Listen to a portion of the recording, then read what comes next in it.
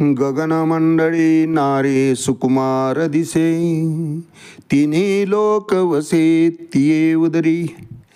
परादिवाच्या तन्मयते झाली, साक्षीत्वासी आली ब्रह्मरंधी. ज्ञानदेव म्हणे नयनातील ज्योती, पाहता वृत्ती हरे विषयाची. माऊली ज्ञानेश्वर महाराज की जय. एक तरी उभी अनुभवावी या ज्ञानयज्ञामध्ये आपण श्रीमद्भगवद्गीता अध्याय 7 ज्ञानविज्ञान योग त्यातला श्लोक क्रमांक 13 आणि माऊलींनी त्यावर केलेलं भाष्य ज्ञानेश्वरी अध्याय 7 ज्ञानविज्ञान योग ओवी क्रमांक 65 याचं चिंतन करणार आहोत. त्रिभीर गुणमयीर्भावे रेभी सर्वमिदं जगत, मोहितं नाभिजानाति मामेभ्य परमव्ययम. अर्थात सात्विक, राजसिक आणि तामसिक या 3 गुणांनी संपूर्ण जगत मोहित झालं आहे. सत्व रजतम हे 3 गुणच आहेत महाराज कारणीभूत. आणि म्हणूनच त्रिगुणातीत अर्थात या त्रिगुणांच्या पलीकडचं जे काही भगवंताचं निर्गुण स्वरूप आहे, निर्गुण निराकार स्वरूप आहे, आणि हे 3 गुण ज्याच्या अधीन आहेत, त्याचीच निर्मिती आहे ही. भगवंत म्हणतात माझीच निर्मिती आहे, परंतु माझ्याच अविनाशी स्वरूपाला ते जाणत नाही. अर्जुना, याला कारण फक्त त्या 3 गुणांचा प्रभाव आहे, त्या त्रिगुणातीत मायेचा प्रभाव आहे. आणि ती माया कार्य कसं करते काल आपण चिंतन केलं की अंग आणि छाया जयापरी ब्रह्माचंच आहे, ब्रह्माचीच छाया आहे, ब्रह्माचीच निर्मिती आहे, परंतु ब्रह्माला झाकून टाकते. ब्रह्माचीच ओळख जीवाच्या ठिकाणी होऊ देत नाही. अर्जुन मायेमध्येच अडकला होता आणि मायेत अडकलेल्या अर्जुनाला बाहेर काढण्याकरता भगवंताला 18 अध्याय सांगावे लागले महाराज. त्या 18 अध्यायांचं एकाग्र चित्तानं अर्जुनानं श्रवण केलं, मनन केलं आणि मग पटलं. म्हणून मी हे न करी ये संग्रामी शस्त्र न धरी म्हणणारा अर्जुन शेवटी 18व्या अध्यायात म्हणतो, नष्टो महा स्मृतीत लब्धात त्वत्प्रसादात मयाच्युत स्थितोस्मी गत संदेह करिष्ये वचनम तव. देवा तू फक्त आता सांगावं आणि मी करावं. तयार झाला अर्जुन. तसं जीवनामध्ये मायेच्या बाहेर यावं असं जर खरोखर मनोमन वाटत असेल तर भगवंताच्या ठिकाणी आम्हाला शरण जाता आलं पाहिजे. सर्व भावे भगवंताला शरण जायला पाहिजे. यत करोशी यदस्नासी यत जुहसी ददासी यत तपस्यासी कंत यत कुरुष्व मदार्पणम. भगवंतानं सांगितल्याप्रमाणे संपूर्ण प्रत्येक क्षण भगवंताच्या ठिकाणी आम्ही समर्पित करायला पाहिजे. आणि असं समर्पण भाव जेव्हा उत्पन्न होईल त्यावेळेस भगवंताचं स्वरूप सहजपणे कळून येतं महाराज. आणि प्रत्येक जण, प्रत्येक जीवजंतू या प्रकृतीच्या प्रभावाखाली जे आहे, या मायेच्या प्रभावाखाली जे कार्य करतो आहे ते मायेच्या प्रभावाखाली न राहता भगवंताचं कार्य म्हणून प्रत्येक कर्म जीव करतो. आणि जेव्हा भगवंताचं कर्म म्हणून, कार्य म्हणून आम्ही जेव्हा कर्म करतो त्यावेळेस ते कर्म राहत नाही महाराज, तोच धर्म होऊन बसतो. आणि मग अशी अवस्था प्राप्त झाली की भगवंताच्या स्वरूपाचं, भगवंताच्या या अविनाशी तत्वाचं सहजपणे सतत ध्यास लागतो. सतत ते स्वरूप, ते रूप प्रत्यक्ष अनुभूतीला येतं. आणि मग एकदा अनुभूतीला आलं की पुन्हा विस्मरण होत नाही, परती माघारी घेत नाही.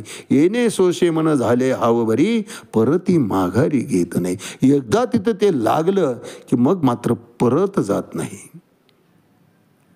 ते लागावं याकरता या 3 गुणांचा प्रभाव आम्ही समजून घ्यायला पाहिजे.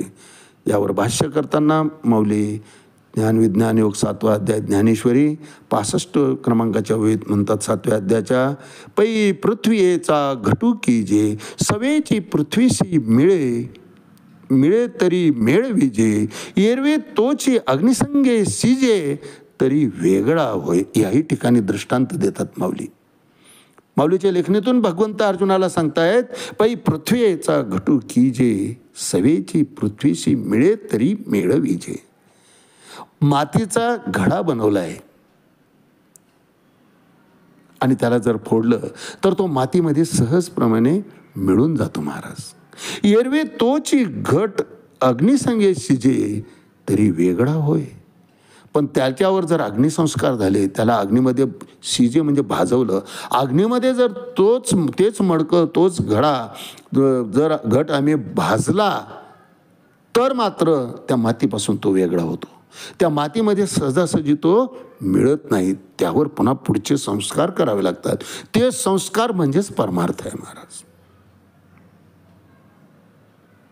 पै पृथ्वीचा घटू कीजे, मातीचा घडा केलाय, सवेची पृथ्वीशी मिळे तरी मेळविजे. कच्चा आहे तोपर्यंत सहजपणे मिळून जातं. गर्भावस्थेमध्ये स्वस्वरूपाची जीवाला जाण असते, कच्चं असतं महाराज. परंतु बाहेर आला जीव आणि त्याच्यावर संस्कार सुरू झाले, मायेशी त्याचं नातं जोडलं जातं हळूहळू. आणि हळूहळू तो कोश कीटकाप्रमाणे त्या मायेमध्ये वेढला जातो आणि मग त्याला स्वस्वरूपाची भूल पडते आणि त्यातच त्याचा शेवट होतो. एरवी तोची अग्निसंगे शिजे तरी वेगळा होय. परमतत्वापासून आलेला, भगवंताच्या अंशापासून आलेला जीव हा भगवंतापेक्षा वेगळं समजायला लागतो. मीच करता या आविर्भावामध्ये तो मिरवायला लागतो. तो भाव जायला पाहिजे. आणि मी माझी ऐशी आठवण, विसरले जयाचे अंतःकरण, तोची संन्यासी जाण पंडुकुमारा. अर्जुनाला भगवंत सांगतायत की हा मी जो आहे, मी आणि माझं जे आहे याचा विसर पडायला पाहिजे. तो विसर पडतो मायेतून, त्याकरता आधी बाहेर यायला पाहिजे. अर्जुनाला तोच भ्रम झाला होता. माझे आहेत कसं लढू, यांच्या अंगा खांद्यावर मी पार्थ द्रोणाचा केला, येणे धनुर्वेदू मज दिदला.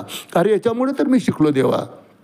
माझे गुरु आहे, त्यांच्यावर मी कसं शस्त्र चालवू. भगवंत म्हणतात इथं गुरु असायला का तुझा क्लास आहे का. या ठिकाणी तू क्षत्रिय आहेस आणि त्यांनी आव्हान दिलं आहे. शत्रूच्या आव्हानाचा स्वीकार करून युद्धाला तयार होणं हे क्षत्रियाचं कर्तव्य आहे. क्षत्रिय धर्म भगवंत त्या ठिकाणी अर्जुनाला सांगतायत. 18 अध्याय लागले महाराज, सांगावे लागले अर्जुनाला. मग अर्जुन तयार झालेला आहे. तसं अवघड आहे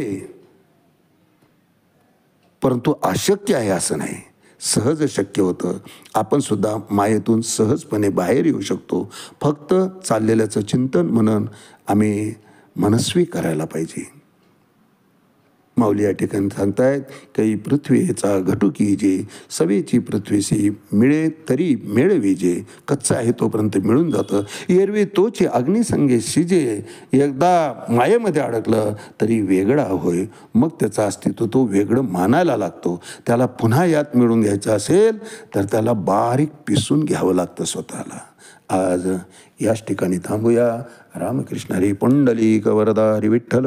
श्री ज्ञानदेव तुकाराम पंढरीनाथ भगवान की जय. माऊली ज्ञानेश्वर महाराज की जय. जगद्गुरु तुकाराम महाराज की जय. शांती ब्रह्म एकनाथ महाराज की जय. आदि शक्ती मुक्ताबाई की जय. कुलस्वामिनी आई एकता माता की जय.